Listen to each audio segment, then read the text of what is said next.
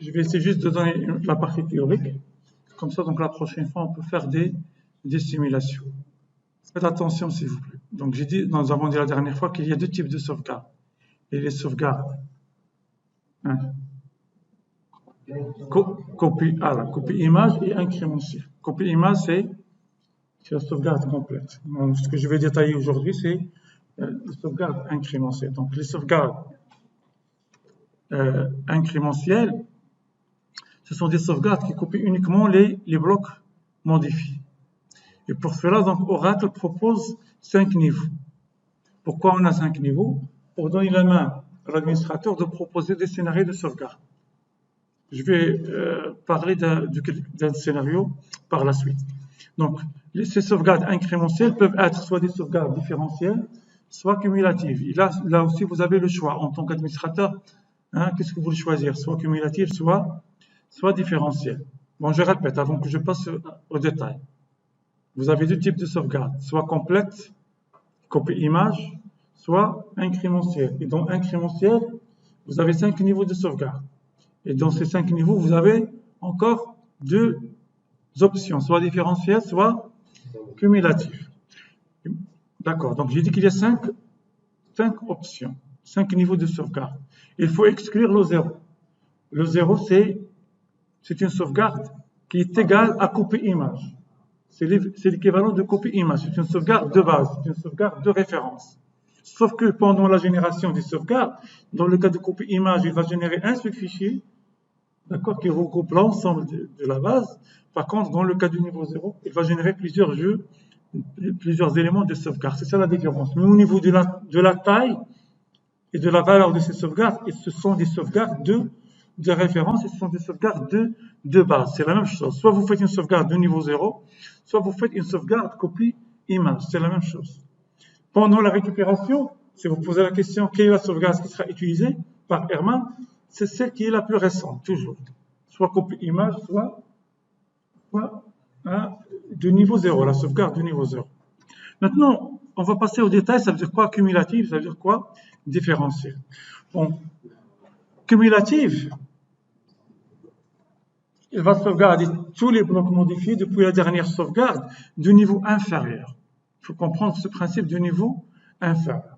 Quand on dit du niveau inférieur, c'est par rapport au niveau qu'on a avec Oracle, soit 4, soit 3, soit 2, soit 1, soit 0. Et pour cette raison, donc, je vais expliquer cet exemple d'une sauvegarde hebdomadaire de dimanche à dimanche. C'est une sauvegarde classique proposée par Oracle qui suppose que vous allez sauvegarder la base de données chaque dimanche. Et entre les dimanches, vous allez prévoir des sauvegardes incrémentielles. Tout ça, c'est pour vous faire comprendre c'est quoi la différence entre cumulative et différentielle. On suppose qu'à dimanche, on a fait une sauvegarde de niveau 0. Et toute la base contient ces blocs. Donc, on va dire que toute la base de données pour nous, c'est les blocs 2 jusqu'à 6. Donc, c'est une sauvegarde complète de toute la base. Avec un numéro de jeu qui est 100. Nous avons parlé de ce numéro la dernière fois. Donc, nous avons dit à chaque fichier généré, chaque élément de sauvegarde généré, il est généré avec un numéro de jeu. Il est représenté par quel caractère? Le format de sauvegarde. Quel caractère génère le numéro de jeu? C'est le pourcentage S. Le pourcentage S, il génère le numéro de jeu de sauvegarde. Ce sont des numéros qui sont obligatoires, comme je vais expliquer dans un exemple, pour la récupération, pour Herman. Donc, je suppose que dimanche par exemple dernier, ou bien, donc, on a fait une sauvegarde du niveau 0, il a généré un numéro de jeu égal à 100, et puis il a sauvegardé toute la base de données représentée par ces blocs de données. Et nous avons prévu que lundi, mardi, mercredi, il va effectuer des sauvegardes de niveau 2. Mais il faut toujours appliquer, s'il vous plaît, cette définition, quand on parle de la cumulative. Regardez, la flèche, elle va vers quoi? Elle va vers 0. Qu'est-ce qu'il va sauvegarder? Tous les blocs modifiés depuis la dernière sauvegarde du niveau inférieur. La dernière sauvegarde pour nous, c'est quoi? C'est 0. D'accord? Et la sauvegarde inférieure à 2, c'est 0. Donc, il va chercher tous les blocs modifiés. On suppose que le seul bloc modifié, ou bien inséré, c'est le numéro 7. Donc, et du coup, qu'est-ce qu'il va sauvegarder? Juste le bloc 7. Il va faire la même chose mardi. Il va sauvegarder encore tous les blocs modifiés depuis la dernière sauvegarde. Et pour nous, la dernière sauvegarde du niveau inférieur, c'est toujours 0. Qu'est-ce qu'il va trouver? 7, il a été modifié. D'accord? Par rapport à la dernière sauvegarde qui est 0. Donc, il va sauvegarder le 7 et on va dire aussi que le bloc 2 a été modifié par update, par exemple. Mercredi, il va faire la même chose. Il va chercher encore tous les blocs modifiés depuis la dernière sauvegarde au niveau inférieur qui est 0. Et là, il va sauvegarder encore 2 et 7. Et puis, on va supposer qu'il y a encore une petite modification au niveau de la base qui est 8. Ça marche? Maintenant, jeudi. C'est la moitié presque de la semaine. Et on va sauvegarder maintenant quoi? Tous les blocs qui ont été modifiés encore du niveau inférieur, qui est quoi? 0. Donc, qu'est-ce qu'il va faire? Il va sauvegarder encore le tout, à savoir 2, 7 et 8. Ça marche? Maintenant, vendredi. La dernière sauvegarde du niveau inférieur à 2, c'est quoi? C'est 1. Donc, il va faire quoi? Une sauvegarde jusqu'à jeudi. On va supposer encore qu'on a inséré juste une information, le bloc numéro 9. Samedi, il va faire la sauvegarde incrémentée cumulative. Il va faire encore un cumul. 9 avec encore 2. Et puis dimanche, qu'est-ce qu'il va faire? C'est une sauvegarde complète. Quand on dit complète, ça veut dire une sauvegarde, de base ou bien de référence. Pour mieux comprendre maintenant à quoi sert cette sauvegarde cumulative, on va supposer que la base est tombée en panne dimanche. Imaginez là, votre base est tombée en panne. Qu'est-ce qu'on va faire? On va lancer une opération de restauration et de récupération. Restore, puis recover. Restore, qu'est-ce qu'elle cherche? Elle cherche toujours une sauvegarde de base, une sauvegarde des références. Pour nous, quelle est la dernière sauvegarde de référence? C'est 0. C'est celle du numéro de jeu.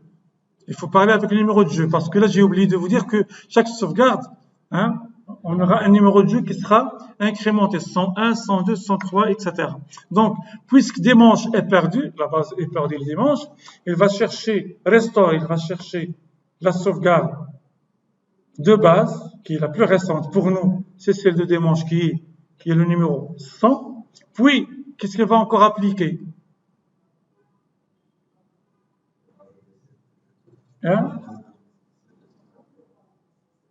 Allez-y. Vous avez les blocs devant vous.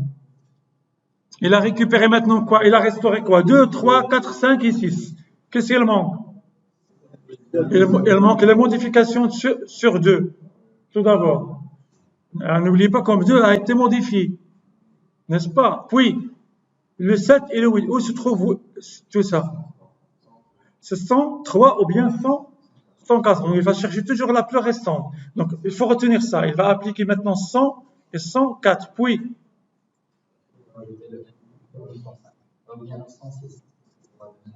donc, qu'est-ce qu'il va chercher? Puisque l'information du 9 se trouve dans 106, il va maintenant utiliser 106. Puis, il va appliquer les fichiers journaux archivés et en ligne. D'accord?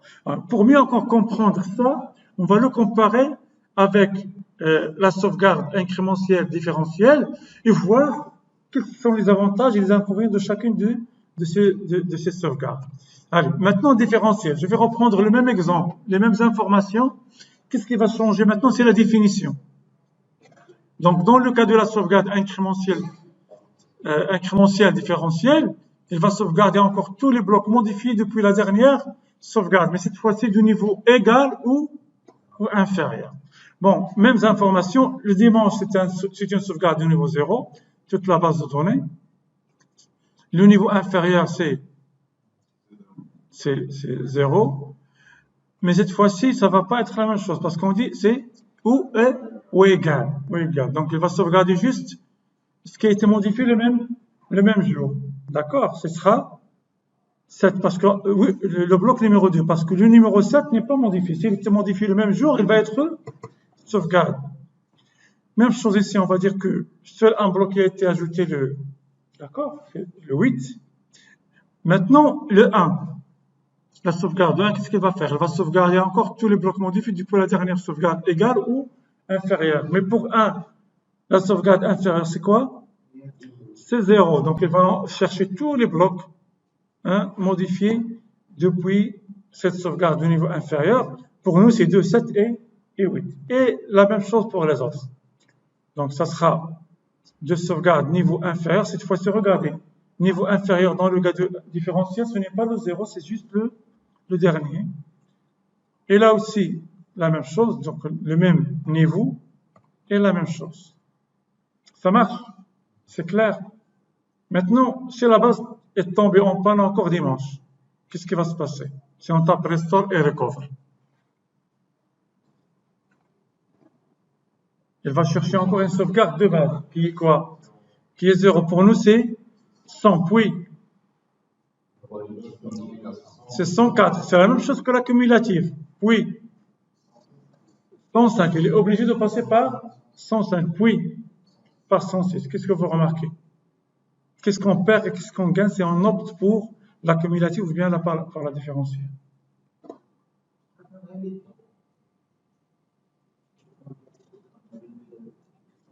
Et quoi d'autre? Allez, on commence par la cumulative. Qu'est-ce qu'on gagne et qu'est-ce qu'on perd? C'est très bien. Donc, dans le cas de la cumulative, on perd beaucoup de temps pendant le stockage parce que là, vous avez des duplications. Le SAT, il est répété plusieurs fois. Et on perd aussi la taille. Donc, on perd du temps pendant la sauvegarde. Mais on gagne pendant la restauration et la récupération parce que les éléments de sauvegarde utilisés sont moins nombreux que ceux de la différentielle. Par contre, dans le cas de la différentielle, on gagne au niveau du temps de la sauvegarde et de l'espace de stockage, mais on perd pendant la restauration. Bon, c'est à vous de voir quelle méthode que vous pouvez utiliser. Est-ce que c'est clair?